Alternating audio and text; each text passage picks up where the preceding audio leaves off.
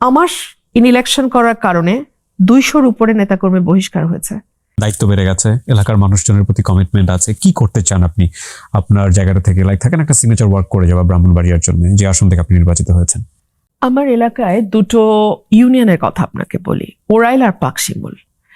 এখানে যোগাযোগ ব্যবস্থা, যাতায়াত ব্যবস্থা বলতে কিছু নাই। আমি নামগুলো বলি এই কারণে যে আমার ভোটাররা খুব খুশি হয় নামগুলো বললে। আচ্ছা। রানীদিয়া, রাজাপুর, কাকরিয়া, ধোবাজাইল, ধামাউড়া, কোনো রাস্তা নাই। পাকশিমুল, জয়দরকান্দি, তেলিকান্দি, কোনো রাস্তা নাই। ওদের একটাই চাওয়া, আপা কোনো মতের একটা রাস্তা করে দেন। ওকে। আমার নির্বাচনী এজেন্ডার এক হচ্ছে আমাদের যোগাযোগ ব্যবস্থার একটা পরিবর্তন আনা। 2 হচ্ছে আমি লোকাল স্বাস্থ্য কেন্দ্রগুলোতে আমি ভিজিট করা শুরু করব এই রমজানের পরেই, এবং সেখানে ডাক্তার এনশিওর করা, ওষুধ এনশিওর করা। কমিউনিটি ক্লিনিকগুলোকে আমি আবার চালু করার চেষ্টা করব, সো দ্যাট অ্যাটলিস্ট বেসিক ট্রিটমেন্টটা প্রত্যেকে যার যার এলাকায় পায়। স্কুল, কলেজ, মাদ্রাসাগুলো আমি চেষ্টা করব আর একটু বেটার সার্ভিস যেন আসে, একদম সার্ভিস বেসড, মানে আমি বলতে চাই যে কল্যাণমূলক একটা সেবা আমি সেটা দেওয়ার চেষ্টা করবো। বিকজ আইডেন্টিটি পলিটিক্স তো আমি করি না, আমার কাজই হচ্ছে ওয়েলফেয়ার পলিটিক্স।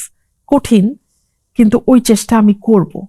আর আমার এলাকার মানুষ আমাকে অনেক ভালোবাসা দিয়েছে। ডেফিনেটলি দে আর। আমি সারা দেশের মানুষের কাছে কৃতজ্ঞ, এবং আমার এলাকার মানুষের কাছে এত ভালোবাসা। আমার ইলেকশন করার কারণে 200-র উপরে নেতাকর্মী বহিষ্কার হয়েছে, এবং ধরুন এই নেতাকর্মীগুলো তো 17 বছর নির্যাতিত। এটা চিন্তা করেন, 17 বছর, এরপরে আবার বহিষ্কার, দল ক্ষমতায় আসতেছে। একটা ছেলে যদি মনটা খারাপ করতো আমি ভেঙে পড়তাম, কারণ ওর কাছে তো আমার নৈতিক দায়বদ্ধতা। আমি অনেককে বলেছি, আব্বু তোমার যদি মনে হয় যে আমার ইলেকশন করলে তোমার সমস্যা হবে, আব্বু তুমি করো না। আপা আমি ইলেকশন করব। আমার কোন আত্মীয় করেছে? কে করেছে আমার জন্য এত? কেউ তো করে নাই। যাদের জন্য আমি অনেক করেছি তারা তো প্রথম দফাতে হাত মুছে ফেলছে। আমরা দোয়া করি ওনার জন্য, ওনার সুস্থতার জন্য, এবং আপনার জন্য তো ডেফিনেটলি ব্রাহ্মণবাড়িয়াবাসীর পক্ষ থেকে অনেক অনেক বেশি শুভকামনা থাকবে যে আপনি এই দেশের মানুষের জন্য হয়ে কাজ করেন। ব্রাহ্মণবাড়িয়া তো ডেফিনেটলি পুরো দেশের হয়ে যেন আপনি কাজ করতে পারেন। আমি একেবারে ব্যক্তিগত অনুভূতির জায়গা থেকে আরেকটা বিষয় জানতে চাই, বিশেষ করে বাংলাদেশের নারী স্বাধীনতা বা নারী অধিকার নিয়ে একটা মানবিক বা একটা মনুষ্য জীবন যাপনের জায়গাটাতে একটা নারীর আসলে বিভিন্ন রকমের ফাইট করতে হয়, বিভিন্ন স্টেপ পার হতে হয়। আপনি তাদের জন্য আসলে কি বলতে চান? আমি তাদের জন্য খুব পরিষ্কারভাবে বলি, আপনি আপনার নিজের কাছে সৎ থাকবেন। আপনি আপনার, আল্লাহ প্রত্যেকটা মানুষকে কিছু না কিছু দেন, সবাইকে। আপনাকে আল্লাহ কি দিয়েছেন আপনি ওটা খুঁজে বের করেন।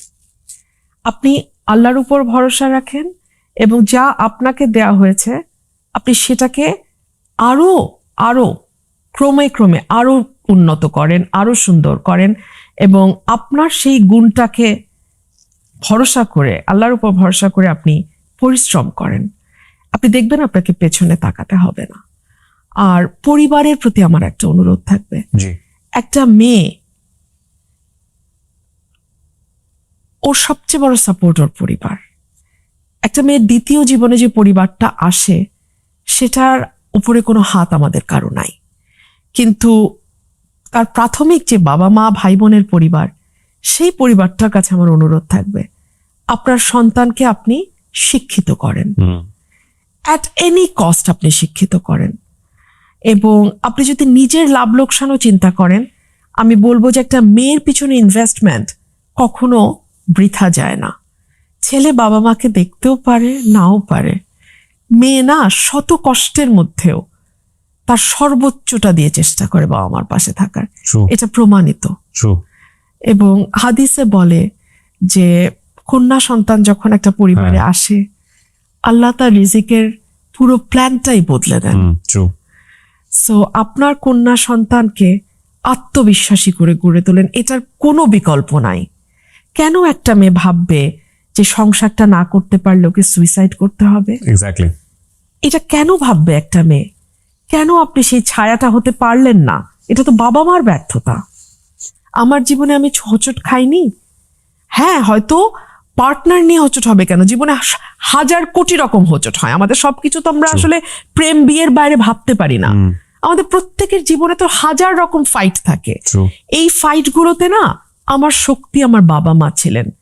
তারা যখন সুস্থ ছিলেন তখনও শক্তি ছিলেন, তারা যখন বিছানায় ছিলেন তখনও শক্তি হয়েছিলেন।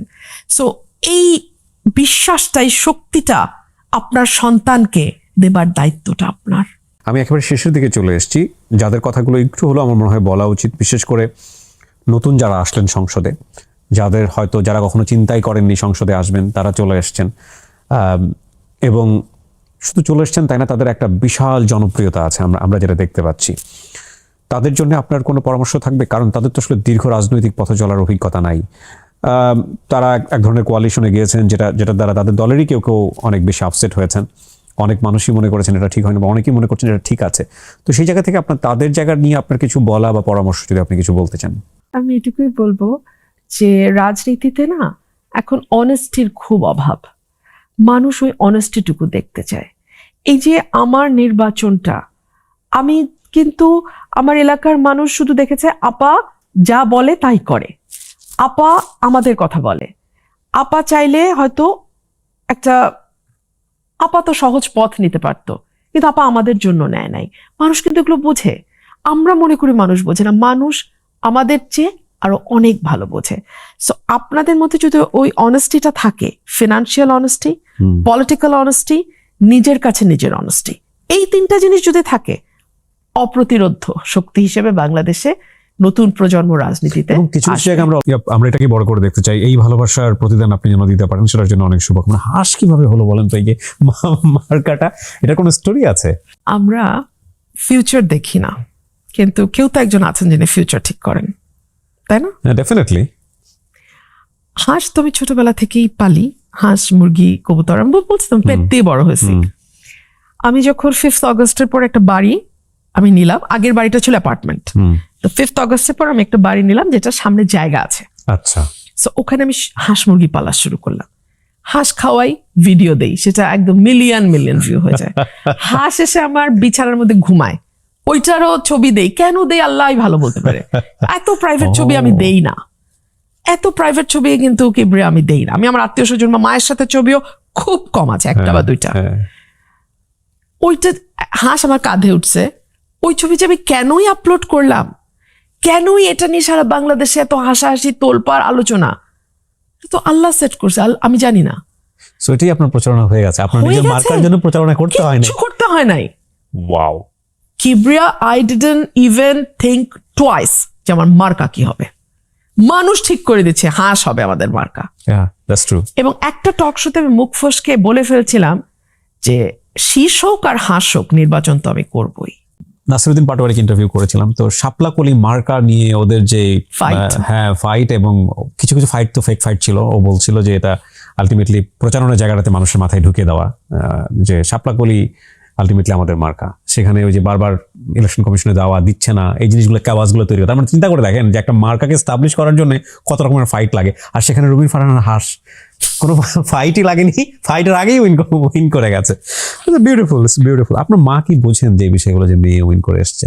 আমার মা আমার লড়াইটা ব্যাপারে জানেন না। এই লড়াই না কিবরিয়া, আপনি জানেন আমার একটা দীর্ঘ লড়াই আছে, আমার পরিবারকে নিয়ে আমার একটা দীর্ঘ সংগ্রাম আছে। আমার মা জানেন না, এবং এই জন্য আমি আল্লাহর কাছে অনেক কৃতজ্ঞ। ওনার মেয়ের এই কষ্ট ওনাকে ভেঙে দিত, আমার মাকে একেবারে ভেঙে দিত। আমার জীবনের গত 12-13 বছরের সংগ্রাম, তার আগের সংগ্রাম উনি দেখেছেন, কিন্তু লাস্ট 10-15 ইয়ার্সের যে সংগ্রাম, এটা যদি উনি দেখতেন উনি আঘাত পেতেন। আল্লাহর দরবারে হাজার শুকর, আল্লাহ ওনাকে কিছুই বুঝতে দেন নাই।